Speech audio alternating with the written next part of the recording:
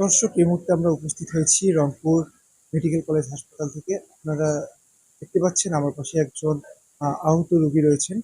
তিনি মূলত channel A1 এর নীলফামারী জেলা প্রতিনিধি আনসারুল হক। আসলে আমরা জানতে পারি যে দুর্বৃত্তরা তাকে ছুরিকাঘাত এবং বিভিন্নভাবে হামলার শিকার করে গুরুতর আহত করে। পরবর্তীতে গত শুক্রবার তিনি এই রংপুর মেডিকেল কলেজ হাসপাতালে এসে চিকিৎসাধীন অবস্থায় এখন অবধি রয়েছে। তো তার কাছ থেকে জেনে নিব বিস্তারিত যে কি ঘটনা ঘটেছিল, কেনই বা তার এই অবস্থার শিকার হতে হলো। ভাই, কেমন আছেন আপনি এখন? আলহামদুলিল্লাহ বর্তমানে সুস্থ আছি। আচ্ছা, ঘটনার সূত্রপাতটা কি?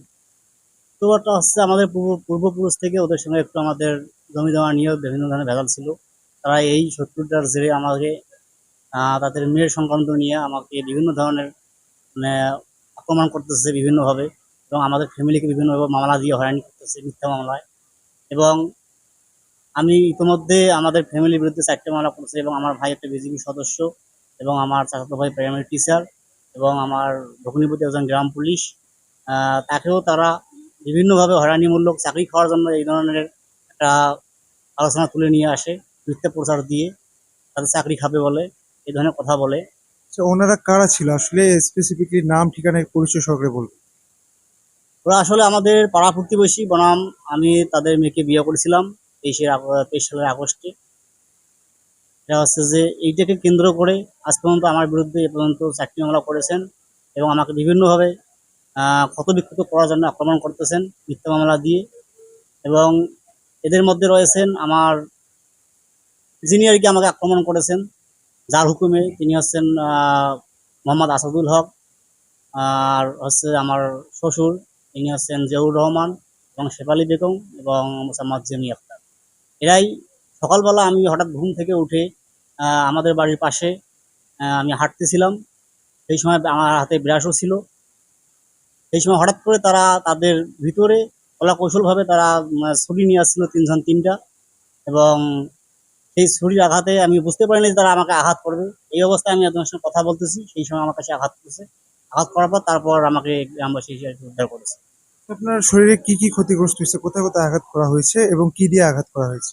আমাকে প্রথমত ছুরি দিয়ে আঘাত করেছে হচ্ছে আপনার এই আমার এই বুকের বরাবর, অর্থাৎ এই কাঁধে। এখানে হচ্ছে যে এখানে এমনভাবে একটা ছুরি দিয়ে একটা পাড় দিছে, এই পাড় দিয়ে আমার ভেতর পর্যন্ত ঢুকে গেছে। বর্তমান শ্বাসকষ্টের খুব সমস্যা হচ্ছে। আমি বর্তমান নিঃশ্বাস নিতেও পারতেছি না, এবং চিকিৎসা আমার যথাসময়ে চলতেছে। এবং তার পরবর্তীতে আমার এখানেও একটা পাড় দিছে, এবং সাইডেও একটা পাড় আছে। আর আপনার পিছন দিকেও কিছু আছে আঘাত, এবং হাতে আছে, এবং আপনার এই হাতেও সেলাই খাইছে অনেক কটা আর কি। ওগুলো কি ছুরি দিয়ে আঘাত করা হয়েছে? সবগুলোই ছুরি আঘাত। এখন আপনি আসলে কি নিজেকে অনিরাপদ মনে করছেন ওই এলাকাটা? জি, বর্তমান আমি অনিরাপদ, কারণ আমাকে তারা বিভিন্নভাবে এখনো হুমকি দিয়ে যাচ্ছে। তারা আমাকে কোনো জায়গায় ফাঁকা জায়গায় পেলে আমাকে হত্যার চেষ্টা করে। আইনগতভাবে কোনো ব্যবস্থা গ্রহণ করেছেন কিনা? আইনগত ব্যবস্থা এখনো নেই নাই, তবে থানাকে অবগত করেছি, এবং তারা বর্তমানে বলছে যে আপনারা আপাতত মেডিকেলে ভর্তি হন, তারপর আমরা পরবর্তীতে চেষ্টা করবো আইনানুগ ব্যবস্থা নেওয়ার জন্য। এখন তাহলে আপনার আইনের নিকট চাওয়া পাওয়াটা কি? আমি আইনের নিকট চাচ্ছি, এবং আমার আমার প্রতি যে আক্রমণ করেছে, এই আক্রমণে আমি সঠিক বিচার চাই।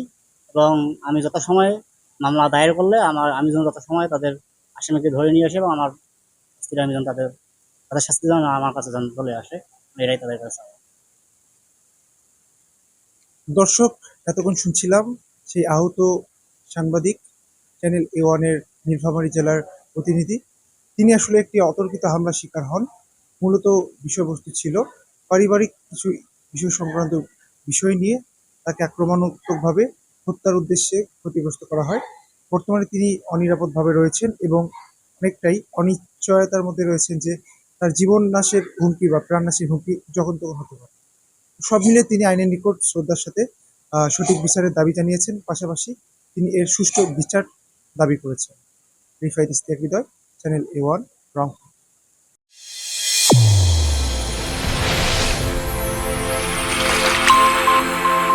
চ্যানেল A1, হৃদয়ের স্পন্দন।